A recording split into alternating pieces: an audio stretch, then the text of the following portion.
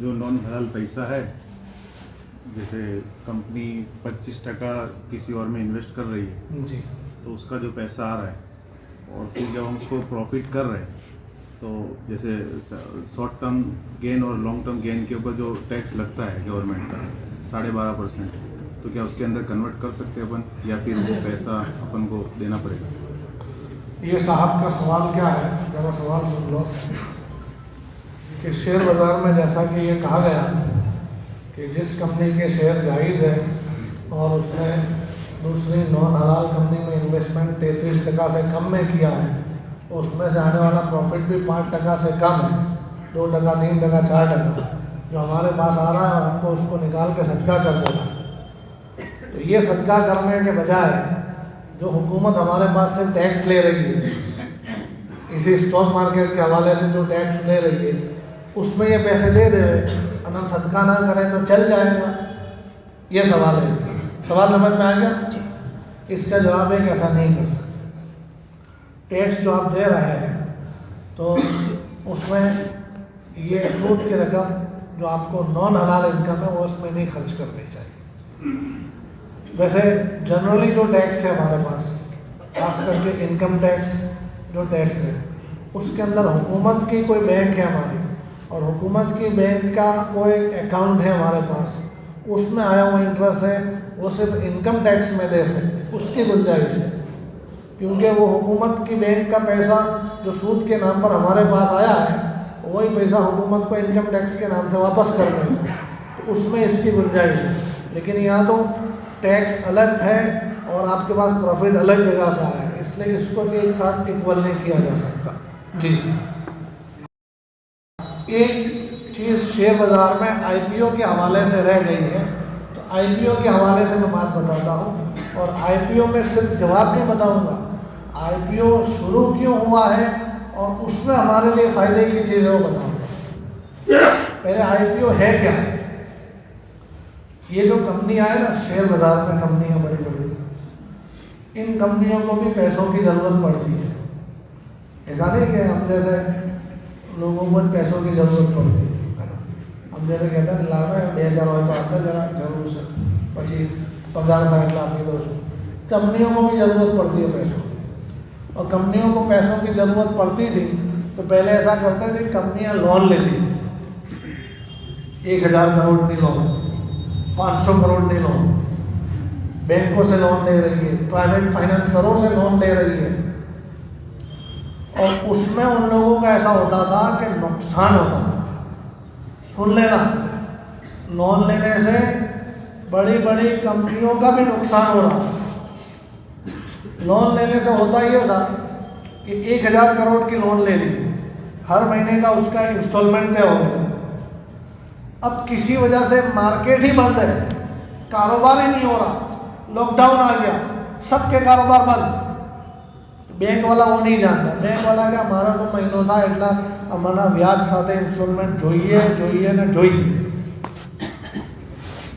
तो इंटरेस्ट तो दिया जा रहा है, इधर कारोबार तो बंद पड़ा है। इसके नतीजे में कंपनियां उठने लगी। हाँ, जो लोग ऐसा सोचते हैं ना कि मेरा कारोबार बढ़ाना है तो शोरूम बना देना है, जरा इधर भी एक कंपनी डाल देनी है, एक ब्रांच इधर भी डाल देनी है, उसके लिए क्या है कि ज़रा सा पेपर रख दूँगा और बैंक में से लोन ले लूँगा, किसी को कहने की ज़रूरत ही नहीं है, किसी के साथ में हाथ फैलाने की ज़रूरत नहीं है, अपना कारोबार बड़ा हो जाएगा और खूब इनकम आएगी, उसमें से हफ्ता भी भरा जाएगा, दूसरे काम भी हो जाएंगे। वो धोखे में, इसलिए कि सूद के हवाले से हुजूर अलैहिस्सलातु वस्सलाम का फरमान है, या गालिबन अब्दुल्लाह इब्न मसूद रज़ी अल्लाह तआला अन्हु की बात है कि इन्ना रिबा व इन कसुरा फ़इन्न आक़िबतहु तसीरु इला कुल, कि सूद चाहे कितना भी बड़ा नज़र आ जाए, कितना भी ज़्यादा नज़र आ जाए, अंजाम उसका ज़िल्लत और खात्मा है। जी, तो इन कंपनियों ने देखा कि ये लोन लेके हम कर रहे हैं तो इसमें तो घाटा है हमारा, तो कंपनियों ने क्या करा, आईपीओ का सिस्टम शुरू किया। भाई हमारी कंपनी है, उसको अभी और 2000 करोड़ रुपए की ज़रूरत है। क्यों ज़रूरत है भाई? कि नया वेंचर शुरू करना है, कंपनी एक नया प्रोजेक्ट डालने जा रही है तो उसके लिए 2000 करोड़ रुपए की ज़रूरत है, तो उसके लिए आईपीओ के नाम के शेयर रख दिए। आईपीओ भी एक तरीके के शेयर ही होते हैं, वो मार्केट में रख दिए कि भाई अभी कंपनी चालू नहीं हुई है, अभी सिर्फ कंपनी का इन्वेस्टमेंट जमा किया जा रहा है। तो ये 100 रुपये का आईपीओ रखा हमारी कंपनी का, खरीदो खरीदो सब खरीदो सब खरीदो।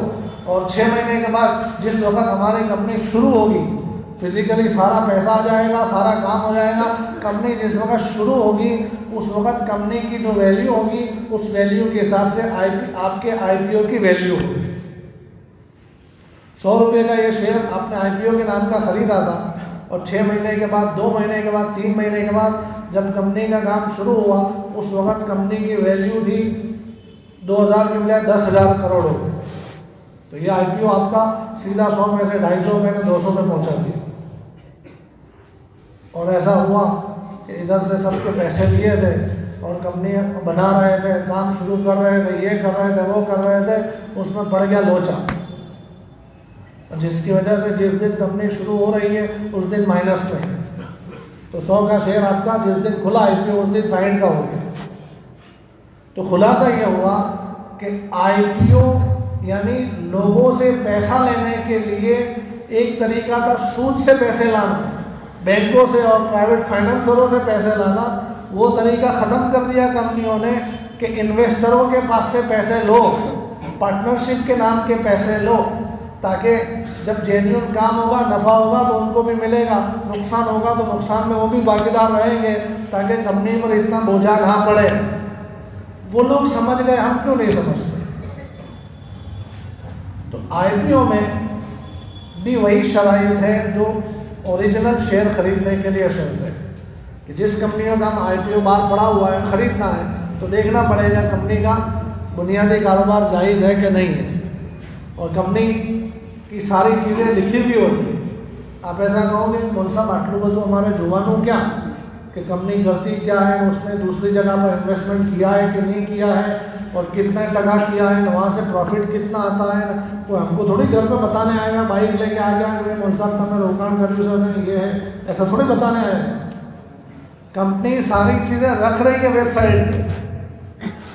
हुकूमत ने ये कानून बना दिया है कि उसी कंपनी के शेयर मार्केट में आएंगे जो कंपनी खोलकर A to Z अपनी सारी चीज़ें पब्लिक के सामने रख देगी, क्योंकि हुकूमत को भी आपके पैसों की पड़ी हुई है। आपके पैसों की हुकूमत को पड़ी हुई है कि आपका पैसा डूब गया ना, आप हुकूमत को प्रेशर बनाएंगे। इसलिए शेयर बाज़ार में जितनी कंपनियों के शेयर है सबको ऐसा कह दिया कि पहले तुम अपना A to Z सब कुछ लाकर पब्लिक के सामने रख दो ओपन सोर्सेज पे, जहाँ से जिसको देखना है सारी डिटेल देख सके, और देखने के बाद कोई खड्डे में गिरता है तो उसका नुकसान है, लेकिन तुम तो बता दो। तो कंपनियां सब बता रही है, तो आपको वहाँ जाकर चेक कर, आपको शेयर बाज़ार में पैसा लगाना है तो आपको वहाँ जाकर चेक करना पड़ेगा तो कंपनी का कारोबार क्या है, अभी क्या कर रही है, बाद में क्या करेगी, नहीं है देखना पड़ेगा। ज़्यादा नहीं होता मतलब, खाली 1500-1700 पेज होते हैं, उसमें पढ़ने पड़ते हैं। आप कहोगे मुझे साहब 1500-1700 पेज तो हमने 10वें 12वें की परीक्षा में भी नहीं पढ़े। आपको रोकाण करना है तो पढ़ना पड़ेगा। आपको कोई हलवा बना के तो नहीं दे देगा आ शेर जाइज है ना शेर ना जाइज, ऐसा थोड़ी कोई हलवा देगा। और लोग खुश है, बहुत सारे लोग खुश है कि मन साहब तुमने खबर नहीं फलानी एप्लीकेशन भी आई है ना अंदर, खाली તમે एक भी शेर नाखो ने तरत कही देगा आ शेर जायज है ना नाजायज है, आ हलाल है ना हराम है। भाई वो एप्लीकेशन के अंदर कौन बैठा है, जिब्राइल बैठे हुए हैं, बैठा हुआ कौन है, ये खबर न थी। भाई इस एप्लीकेशन में हलाल और हराम डालने वाला कोई तो होगा ना, तो वो लोग कौन है उसकी तो आपको पता नहीं है, और एप्लीकेशन को आप मान रहे हैं। अजीब है, एप्लीकेशन तो कोई भी बना के रख देता, मुझे भी बना के रखनी हो मैं रख सकता हूँ। अब मैं उसमें झूठ मूठ डाल दूँ कि भाई आ बद्दा शेर जायज है ना बद्दा ना जायज, आप लोगों को क्या आपने तो देख लिया जायज, अब कौन है पीछे, कौन बैठा हुआ है, कौन रख रहा है, ये तो पता ही नहीं है। तो इसलिए एप्लीकेशन का मानने का मैं मना नहीं करता हूँ, लेकिन जो एप्लीकेशन चलाने वाले हैं वो लोग सही है तो उस एप्लीकेशन को तुम मान सकते हो, और चलाने वालों की टीम का वजूद ही नहीं है। वो एक मशहूर एप्लीकेशन है, पहले उसका वजूद ही नहीं आता था। अपने देखते थे ना कि भाई इसकी टीम कौन है, अबाउट अस, उसमें कोई टीम नज़र नहीं आती, और थोड़े दिनों से उन्होंने टीम डाल दी है, टीम नज़र आती है, ऐसे नूरानी चेहरे नज़र आते हैं, फलाने साहब फलाने साहब फलाने साहब। वो साहब उस एक जगह के अलावा किसी और जगह नज़र नहीं आते। लिखा तो उसमें ऐसा है कि दारुल देवबंद में से पास हुए हैं और मुअत्ता इमाम मालिक की शरह लिखी है, तो ऐसी कोई शरह भी नहीं है, और वो बंदा किसी और जगह नज़र भी नहीं आता। और लोग ऐसा मान रहे हैं कि मैं तो फलानी एप्लीकेशन में देख लेता हूँ, मेरे को तुरंत पता चल जाता है ये जायज़ है नहीं है ना चाहिए। तो सोचना चाहिए आपको। तो IPO के हवाले से सवाल था, बात थोड़ी लंबी हो गई। IPO के लिए भी वही मसाइल है जो नॉर्मल शेयरों के लिए, और आपने जायज़ IPO देखकर भरा हुआ है, और जब खुला और आपको लग गया और ज़्यादा प्रॉफिट आया तो प्रॉफिट जायज़ आता है। जी SIP शेयर बाज़ार में एक चीज़ होती है, अच्छा याद दिलाया शहबाज भाई ने, आप लोगों के फ़ायदे की चीज़ बताई है, मैं आपको बता देता हूँ। शेयर बाज़ार में एक तरीका इन्वेस्टमेंट का ये होता है कि भाई ये झंझट कौन करे, ये कौन सी कंपनी के शेयर लेवाए, कौन सी ना लेवाए, यानी किसके खरीदे फ़ायदा मिलेगा, किस में रुकने से पैसे डूब जाएंगे, ये सब कौन देखने जाएगा। इससे तो हमारा ओरिजिनल बिजनेस डिस्टर्ब होता है। तो इसलिए शेयर बाज़ार में ऐसा हुआ कि म्यूचुअल फंड निकले। म्यूचुअल फंड क्या करते हैं, आपके पैसे लेते हैं और आपके पैसे लेकर शेयर बाज़ार में रोकते हैं, उसमें नफ़ा करते हैं, और नफ़े के बाद अपना सर्विस चार्ज माइनस करके वो बाकी का पैसा आपको देते हैं। ऐसा म्यूचुअल फंड बिचौली आ गया, बिचौली कि जो आपके पैसे इस तरीके से शेयर बाज़ार में रोकेंगे।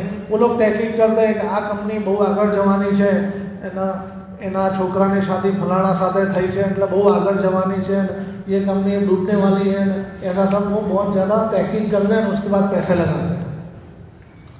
तो ऐसे म्यूचुअल फंड आए मार्केट में, लेकिन म्यूचुअल फंड आया उसके बाद भी हमारा मसला तो वहाँ का वहाँ जा रहा। ये म्यूचुअल फंड वाला कौन सा मुसलमान है, वो हमारे पैसे लेके बैंकिंग में रोकता है, वो हमारे पैसे लेके किंगफिशर में रोक देता है, वो हमारे पैसे लेके रेड चिल्ली में रोक देता है। तो फिर हम तो वहाँ के भाग रहे हैं। तो मुसलमान म्यूचुअल फंड में पैसे नहीं लगा रहा। फिर म्यूचुअल फंड वालों ने क्या करा कि भाई लोगों की आसानी के लिए SIP निकाल कि सिस्टमेटिक इन्वेस्टमेंट प्लान, कि भाई तुम कितना रोक सकते हो, कि वो महीना ना 200 रुपया रोक सकते, ठीक है 200 रुपया रोको, तुम कितना रोक सकते हो कि 500, कि महीने के 500 रोको, तुम के 100 रुपया रोको, कोई हरत नहीं, हम तुम्हारे 100 रुपया भी रोकाण करेंगे। ऐसी SIP निकाली कि तुम खुद अपने रोकाण की सिस्टम बनाओ, कितने रुपये तुम रोक सकते हो हर महीने के, तो ऐसा हम रोकेंगे तुम्हारा। लेकिन मसला वहाँ अटका हुआ था कि ये लोग लेके ना नाजायज़ कंपनियों में रोकाण करते हैं, उसमें से फ़ायदा करके देते हैं, तो हमारे लिए तो जायज़ ही नहीं है वो चीज़। तो इसको देखकर फिर टाटा ने हिम्मत की और मुस्लिम इन्वेस्टरों के लिए वो जायज़ प्लेटफॉर्म लेकर आए। जी हाँ, टाटा वाले ने ऐसा किया कि उलमाए किराम से रब्ता किया, हमारे इस देश के उलमाए किराम से रब्ता किया, हमारे कुछ इदारों से रब्ता किया, और उसमें जो है एक प्लेटफॉर्म बनाया एथिकल फंड के नाम से, टाटा एथिकल फंड, कि उसमें लोगों के पैसे लेकर सिर्फ जायज़ शेयरों में रोकेंगे।